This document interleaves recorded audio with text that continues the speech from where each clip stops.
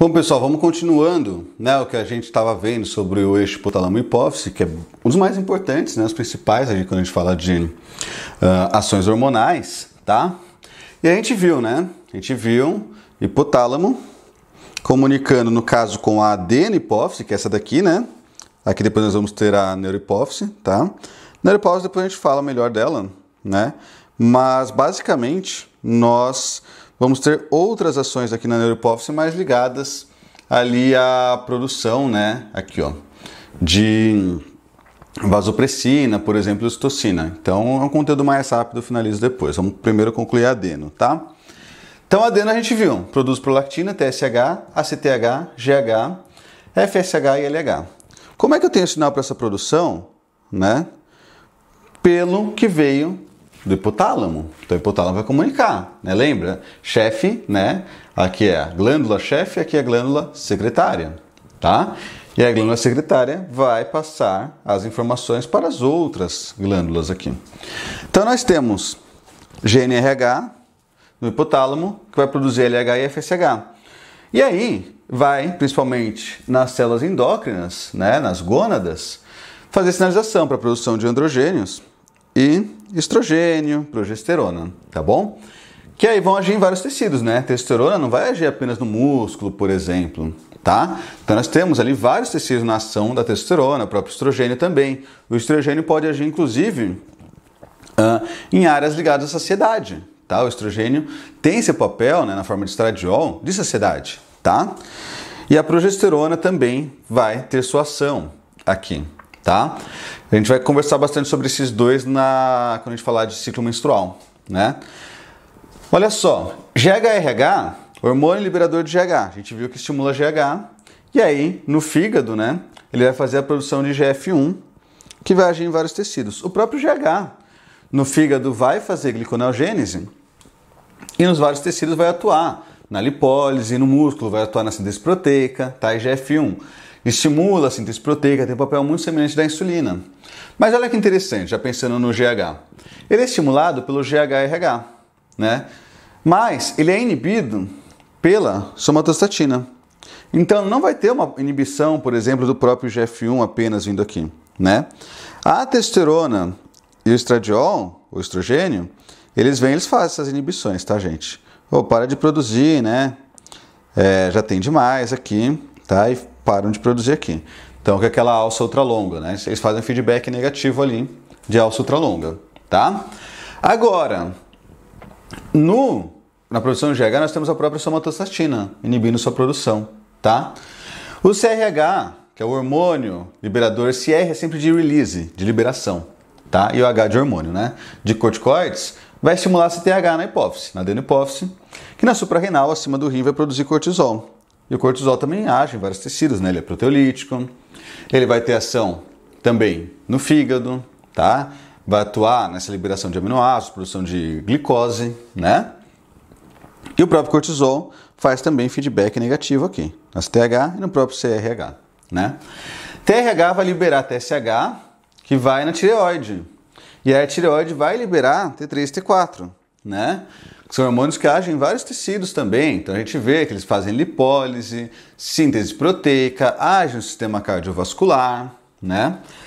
Nos tecidos, gente, T4, aqui a glândula tireoide ela produz bem mais T4 do que T3.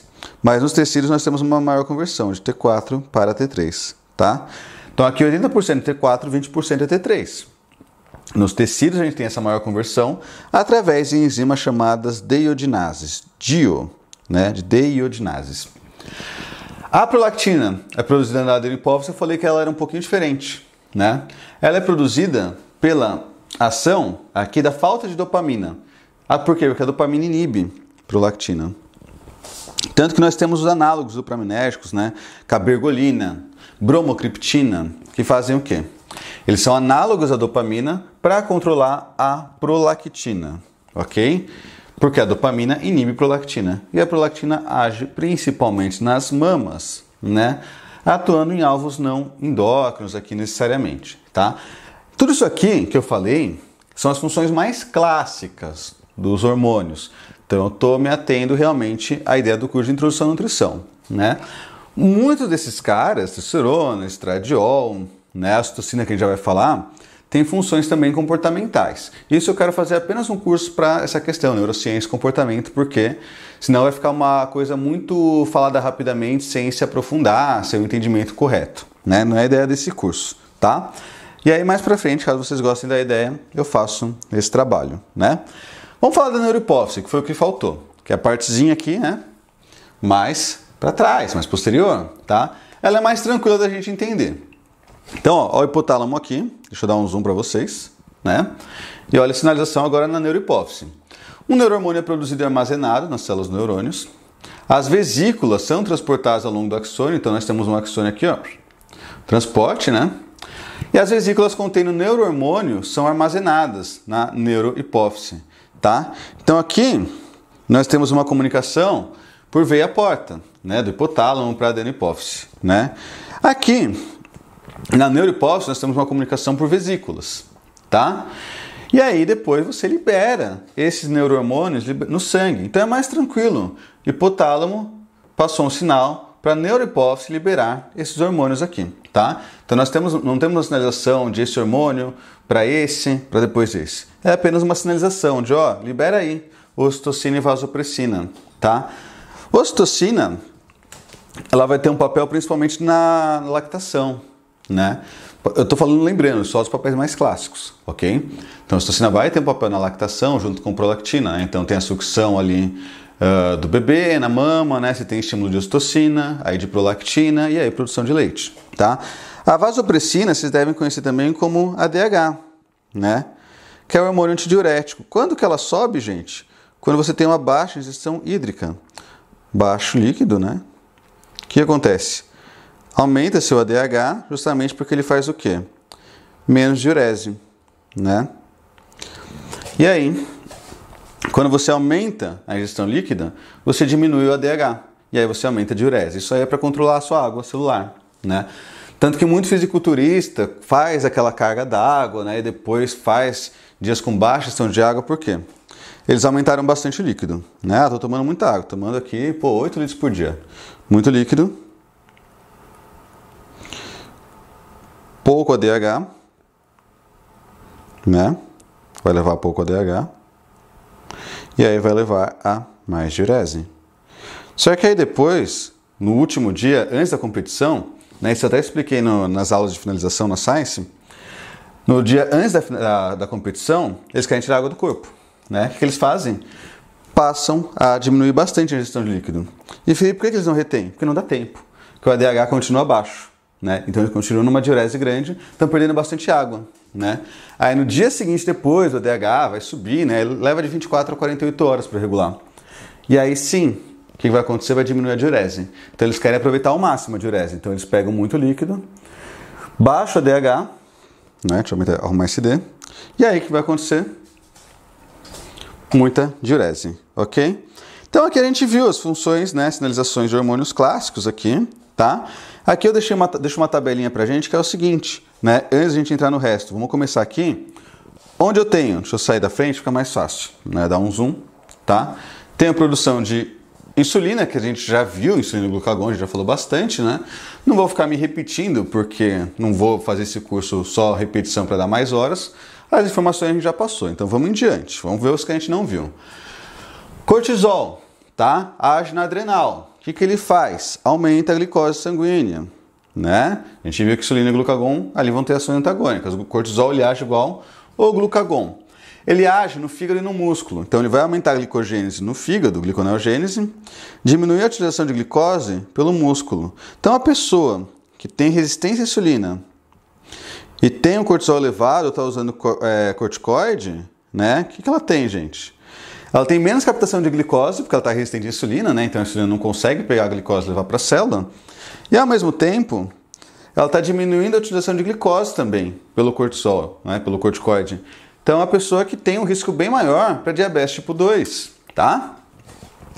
A adrenalina e noradrenalina, glândula adrenal, né? E também terminações nervosas. Nós também temos elas ali, não só produzidas na adrenal, né? Mas a noradrenalina, por exemplo, tem ação nas terminações nervosas, né?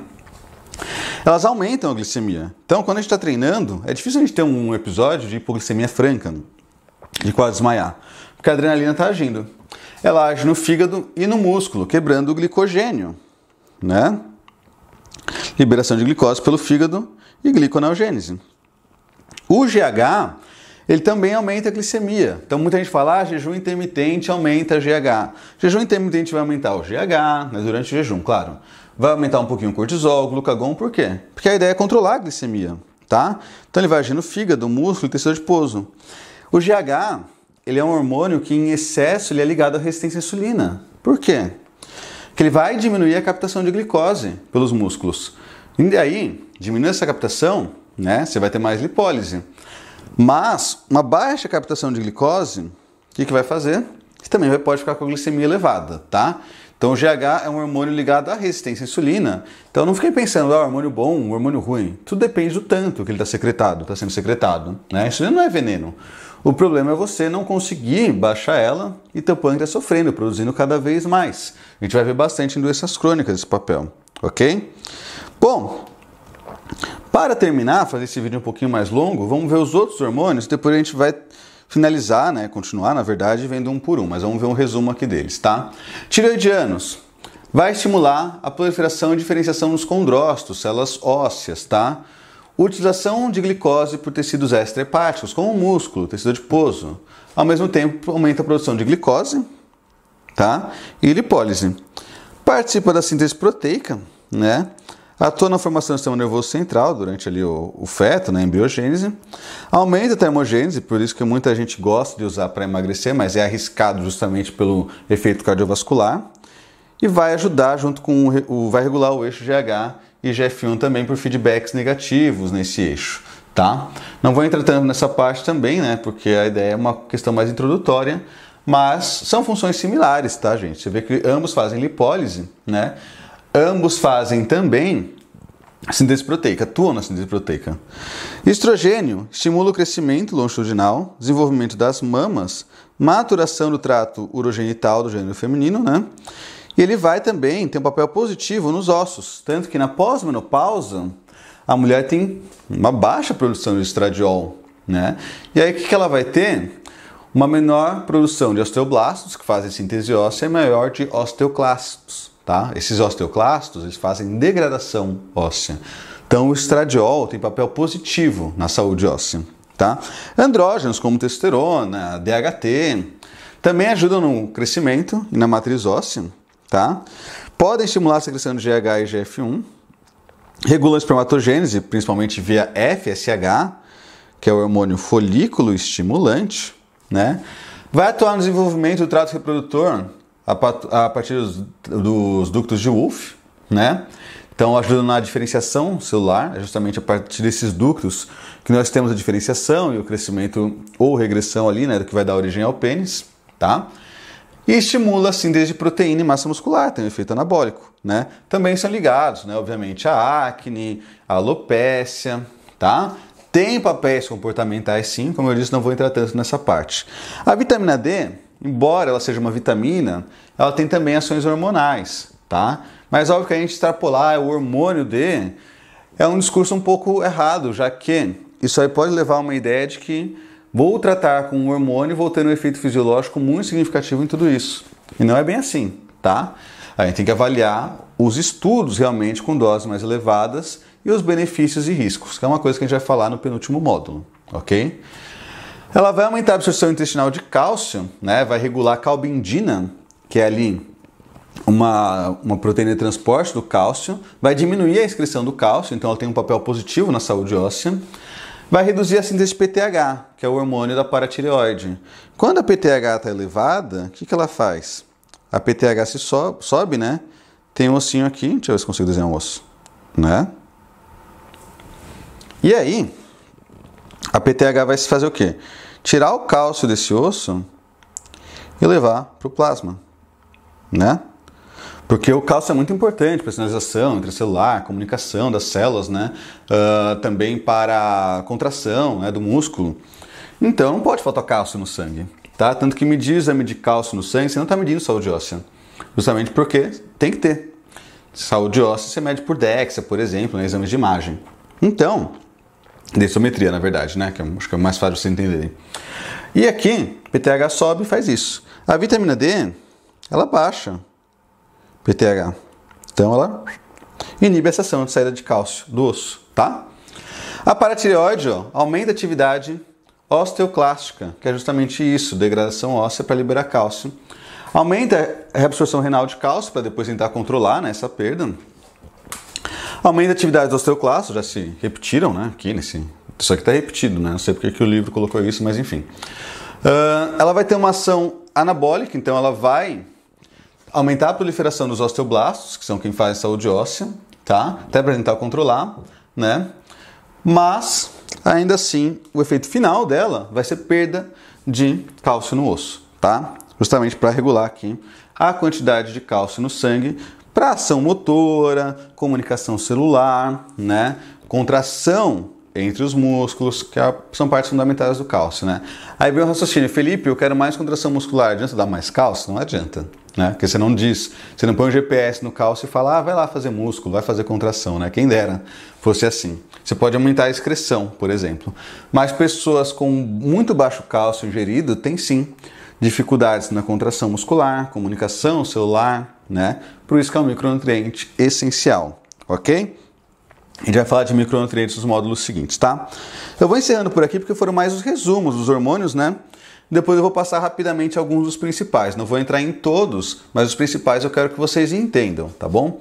Então é isso, gente. Até a nossa continuação dessas aulas.